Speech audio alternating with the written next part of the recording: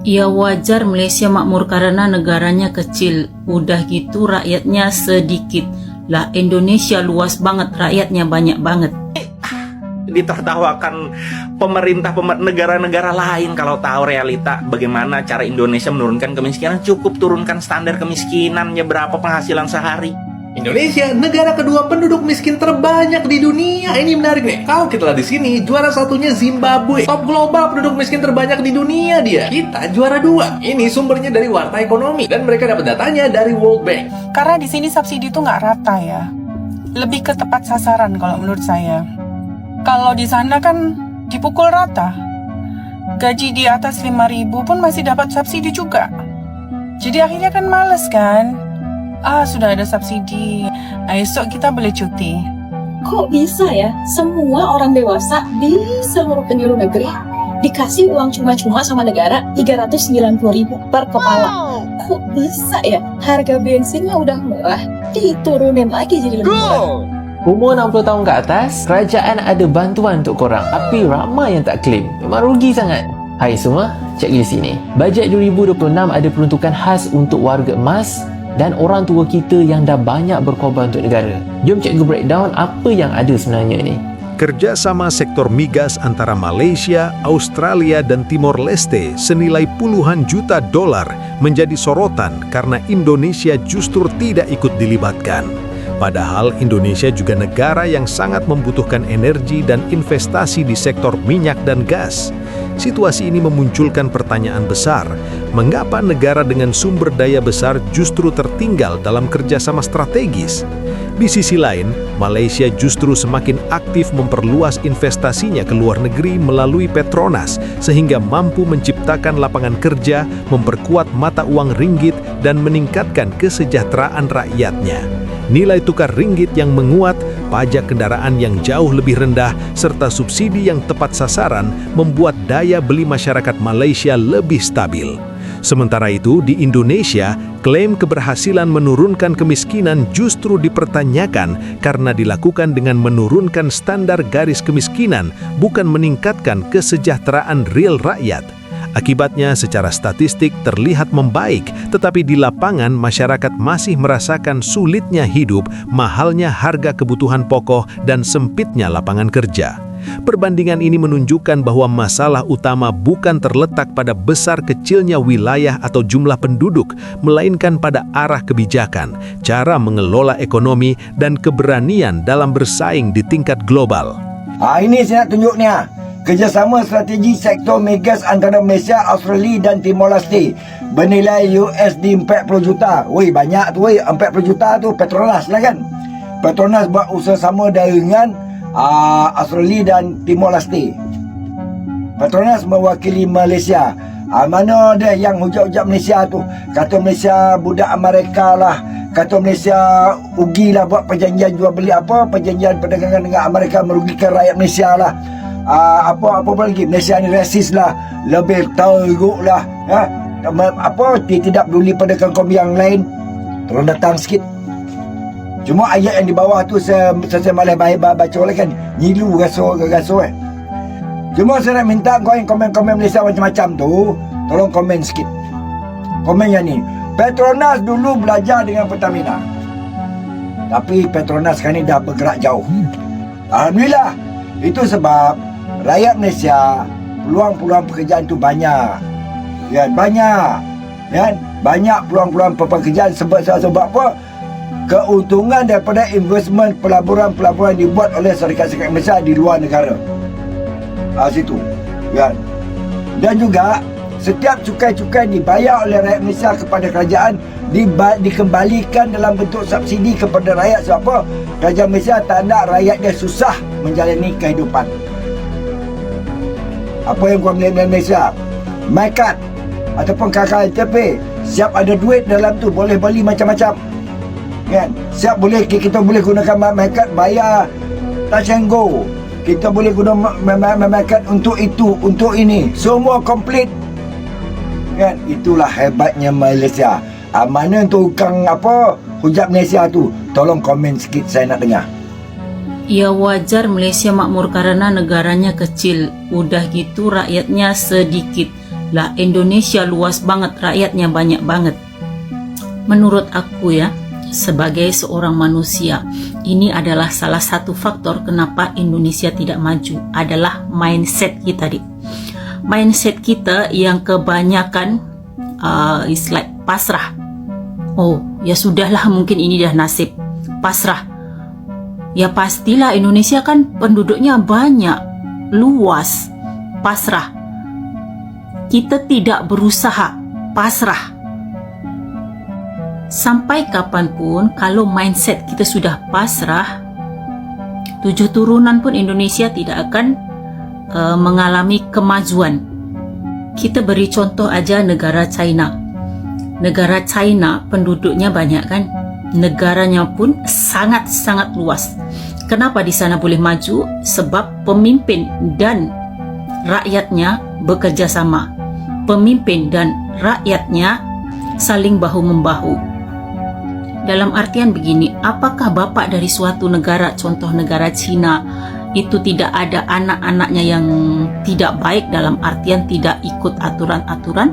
Ada, tapi di sini dia disekat dengan aturan yang tegas. Korupsi hukumnya apa di sana? Pidato Prabowo di World Economic Forum, Prabowo klaim kemiskinan ekstrim RI terendah sepanjang sejarah. Kalian percaya nggak dengan pernyataan Presiden Prabowo yang kayak gitu? Katanya udah berhasil menurunkan kemiskinan ekstrim. Kalau aku nggak percaya sih, karena apa? Seperti kita tahu, standar kemiskinan di BPJS saja udah diubah, dibikin serendah mungkin. Penghasilan 20.000 itu udah tidak masuk lagi kategori miskin sehari. Gila nggak? Kayak gitu cara pemerintah menurunkan standar kemiskinan. Cukup standarnya diturunin yang ditetapkan oleh BPS. Gila nggak? Ini ditertawakan pemerintah negara-negara lain kalau tahu realita bagaimana cara Indonesia menurunkan kemiskinan. Cukup turunkan standar kemiskinannya, berapa penghasilan sehari. Indonesia, negara kedua penduduk miskin terbanyak di dunia. Ini menarik nih. Kalau kita lihat di sini, juara satunya Zimbabwe. Top global penduduk miskin terbanyak di dunia dia. Kita juara 2. Ini sumbernya dari Warta Ekonomi dan mereka dapat datanya dari World Bank. Semua bisa kamu cek di sini. Nah, netizen langsung komen, "Zimbabwe, tunggu ya, jangan senang dulu. Kita Indonesia bakal juara 1. Soal menang kita kalah, tapi kalau soal kalah kita menang. Tidak hanya kita mendunia, gas rebut posisi 1. Netizen kalau ngelawak emang ngeri-ngeri sedap ya. Angka kemiskinan memang tinggi, tapi kalau bisa sih jangan nambah terus. Lebih keren lagi kalau kita bisa ngurangin angka kemiskinan dengan cara buka bisnis ataupun buka lapangan pekerjaan. Kalau kita lihat data, negara yang kaya itu rakyatnya banyak yang buka bisnis sendiri. Nah, kalau kamu mulai bisnis atau pengen bikin bisnis kamu berkembang, kamu harus punya tools yang terbaik. Waktunya kenalan sama Odoo. Odoo adalah all-in-one management software terlengkap dan affordable. Bisa bikin bisnis kamu makin rapi. Karena apapun yang kamu butuhin udah terintegrasi dalam satu sistem. Dengan harga langganan segini aja. Mau penjualan offline ataupun online, produksi, bikin website, sampai laporan keuangan otomatis, semuanya bisa. Odoo juga udah terintegrasi dengan Shopee dan format e-factor yang sesuai Cortex. Berita tadi ini emang kocak, tapi kalau kita berjuang bareng-bareng, insya Allah bisa bikin hidup kita jadi lebih baik. Jadinya negara kita keluar dari daftar yang tadi. Klik link di bio sekarang juga buat cobain Odoo secara gratis. Kalian sadar gak sih kasus bansos salah sasaran yang benar-benar butuh gak dapat tapi yang mampu malah kebagian? Masalah utamanya ini sebenarnya adalah data. Pemendaharan data kita tuh kacau, banyak yang gak akurat, gak update, bahkan gak sinkron antar lembaga. Akibatnya banyak penerima fiktif, data ganda di mana-mana, dan yang harusnya nerima malah kelewat. Ujung-ujungnya bansos yang harusnya ngurangin kemiskinan malah bikin ketimpangan jadi makin lebar. Bukannya jadi solusi, malah bikin masalah baru. Makanya per 2025 ini tuh ada DTSEN atau Data Tunggal Sosial dan Ekonomi Nasional. Bukan sekedar database, tapi sistem yang bisa mastiin bansos itu akurat, transparan, dan adil. Dengan data yang lebih rapi dan terintegrasi, bantuan harusnya bisa sampai ke orang yang benar-benar butuh, bukan mereka yang cuma kebetulan terdaftar. Pada akhirnya, bansos yang efektif bukan cuma soal jumlah, tapi seberapa besar dampaknya. Udah waktunya kita bergerak berdata berdaya, biar bansos bisa jadi solusi, bukan cuma sekedar seremoni. Cakap dengan dia, negara kami bagi subsidi, berarti negara kami mampu. Sebab keuangan negara kami mampu. Sebab itulah ekonomi kami bergerak dan mata wang kami naik sebab ada subsidi. Negara kau tak ada subsidi atau bla bla bla bla. Oh ya, aku lihat di sini tuh ya. Mereka yang lebih suka subsidi itu ya memang karena golongan B40, bener nggak sih? Sebab apa? Bulan ni tarik fasa 1 dah keluar. Okeylah, Tak payah kerja lah, duduk rumah saja dulu. Yang penting kan anak bini aku boleh cukup untuk makan. Karena di sini subsidi tu nggak rata ya. Lebih ke tepat sasaran kalau menurut saya. Kalau di sana kan dipukul rata. Gaji di atas 5.000 pun masih dapat subsidi juga. Jadi akhirnya kan males kan? Sudah ada subsidi. Esok kita boleh cuti. Saya yakin pasti seperti itu. Nggak mungkin nggak. Sekarang kalau kamu kerja aja di sana ya. Hari ini sudah dapat 300, oke lah. Boleh cover 3 hari. Esok aku boleh santai, boleh tidur di rumah.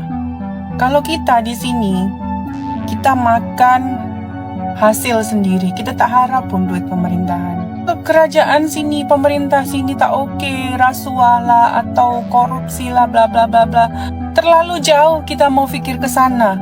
Fikir pasal diri sendiri, fikir pasal kehidupan anak, istri di rumah, fikir pasal masa depan diorang. Sebab apa? Kalau kamu kerja, kamu boleh hidup dengan layak. Tapi kalau kamu malas kerja, kamu tunggu-tunggu subsidi saja. Fasa 1 bila ya nak keluar? Tarik bila ya? Sekejap-sekejap nak cek bank online. Kok bisa ya semua orang dewasa di seluruh penjuru negeri dikasih uang cuma-cuma sama negara 390.000 per kepala? Kok bisa ya harga bensinnya udah murah diturunin lagi jadi lebih murah? Negara manakah itu? Jadi guys, 2 kebijakan yang gue jelasin di depan tadi adalah merupakan kebijakan pemerintah Malaysia sebagai bentuk penghargaan ke semua rakyatnya.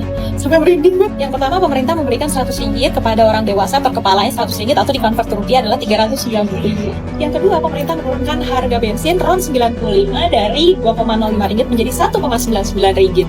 Loh, dalam rangka apa? Kok rakyat Malaysia dapat program hadiah kayak gini? Pertama, menurut Pak Anwar, Perdana Menterinya, ingin mengucapkan terima kasih kepada rakyatnya di saat ekonomi lagi kayak gini, indis ekonomi, semua harga-harga naik, apa-apa jadi mahal.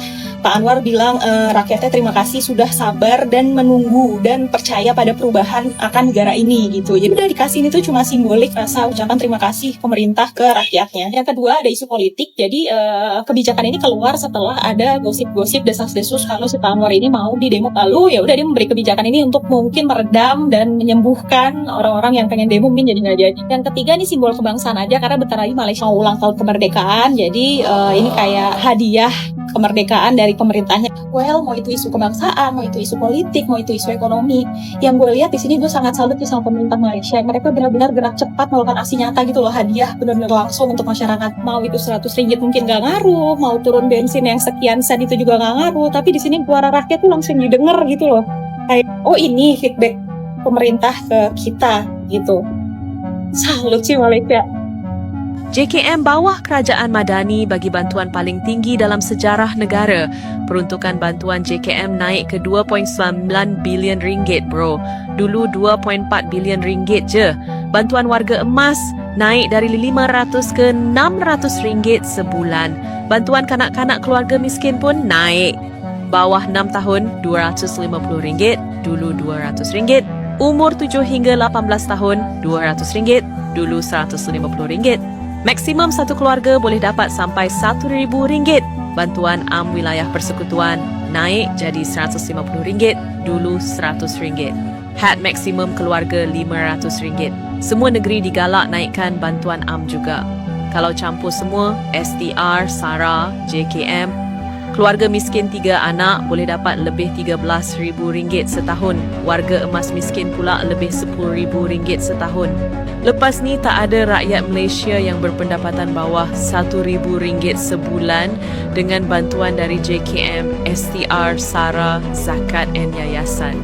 JKM naik gila sebab rakyat sentiasa nombor 1. Umur 60 tahun ke atas, kerajaan ada bantuan untuk korang tapi ramai yang tak claim. Memang rugi sangat. Hai semua, cek di sini. Bajet 2026 ada peruntukan khas untuk warga emas dan orang tua kita yang dah banyak berkorban untuk negara. Jom cikgu breakdown apa yang ada sebenarnya ni. Warga emas umur 60 tahun ke atas yang tiada pasangan layak dapat hingga 1,200 dalam 2026 di bawah sumbangan tunai rahmah dan SARA. Kalau dia dalam kategori miskin atau miskin yang tegar, boleh dapat tambah sehingga 1,200 lagi. Jadi total bersamaan dengan RM2,400 setahun tau. Program bantuan warga emas pula di bawah Jabatan Kebajikan Masyarakat ada beberapa jenis bantuan yang korang boleh lihat lah. Yang pertama adalah bantuan warga emas yang bagi allowance sara hidup sebanyak RM600 sebulan. Ini untuk mereka yang layak dan daftar dengan JKM. Yang kedua adalah Pusat Aktiviti Warga Emas. Ini adalah tempat untuk warga emas buat aktiviti harian, hadiri kursus latihan dan program. Ini penting untuk kesihatan mental dan sosial mereka juga. Yang ketiga adalah unit jagaan warga emas yang sediakan perkhidmatan pengangkutan untuk warga emas yang tinggal bersendirian atau tak mampu nak dapatkan perkhidmatan perubatan. Cikgu nak cakap terus terang, yang ramai warga emas kita tak tahu pasal bantuan ni tau. Ada yang layak tapi tak apply sebab tak ada siapa yang beritahu. Ada yang malu nak minta bantuan juga. Korang kena ingat, yang ini bukan sedekah. Ini adalah hak mereka sebagai rakyat yang dah banyak sumbang kepada negara. Mereka ni, diorang dah bekerja keras, diorang dah bayar cukai, diorang dah besarkan anak-anak. Sekarang giliran negara nak jaga mereka balik. Jadi kepada anak-anak yang ada ibu bapa atau datuk nenek dalam kategori ini, tolonglah cek untuk mereka. Pergilah JKM dan tanya apa bantuan yang ada, bantu mereka daftar dan jangan biarkan mereka struggle dalam senyap je. Dan kepada warga emas sendiri, jangan malu nak minta bantuan sebab ini adalah hak korang. Jadi korang kena gunakanlah. Jaga orang tua kita. Mereka dah jaga kita dulu. Faham dulu, baru cerita. Bye. Malaysia melakukan gebrakan besar-besaran dengan menurunkan harga BBM bagi seluruh warga negaranya dengan RON 95. Bayangkan, mereka juga bagi-bagi duit kepada warga senilai Rp385.000 untuk yang berusia di atas 18 tahun. Ini merupakan respons pemerintah karena masyarakat mereka tuh menjerit soal pajak dan kesulitan hidup. Jadi buat kamu yang belum tahu nih teman-teman, masyarakat Malaysia itu memprotes pemerintah mereka di bawah kepemimpinan Perdana Menteri Anwar. Masyarakat mempertanyakan soal pajak yang dibebankan kepada mereka serta kenaikan biaya hidup. Akhirnya masyarakat menyuarakan keluhan melalui anggota Dewan Perwakilan mereka. Di situ Malaysia memutuskan untuk memberikan subsidi besar-besaran kepada rakyat yang mengalami kesulitan, mulai dari subsidi BBM RON 95. Subsidi BBM ini memang bersifat sementara namun ditujukan untuk meringankan beban masyarakat, termasuk pemberian uang senilai Rp385.000 kepada orang-orang yang berusia di atas 18 tahun. Bahkan program ini menghabiskan anggaran pemerintah Malaysia yang setara dengan Rp7,7 triliun. Jadi bisa dikatakan ketika rakyat Malaysia menjerit, pemerintahnya langsung merespons. Meski tidak sempurna, setidaknya ada tindakan nyata, guys. Indonesia tidak kekurangan sumber daya, tetapi sering kekurangan arah dan ketegasan dalam pengelolaan. Sudah saatnya pemerintah dan seluruh elemen bangsa berhenti berpuas diri dengan angka statistik, lalu mulai fokus pada kenyataan hidup rakyat di lapangan. Kemiskinan tidak boleh diselesaikan dengan manipulasi definisi, tetapi dengan membuka lapangan kerja, memperkuat industri, dan mengelola pajak serta investasi secara adil. Kita juga perlu belajar dari negara tetangga yang berani berinvestasi ke luar negeri, melindungi rakyatnya dengan subsidi tepat sasaran, dan menjaga kekuatan mata uang mereka. Jika pemimpin dan rakyat bisa bekerja bersama, menyingkirkan mentalitas pasrah dan berani berubah, Indonesia tidak hanya akan dihormati di dalam negeri, tetapi juga disegani di tingkat internasional.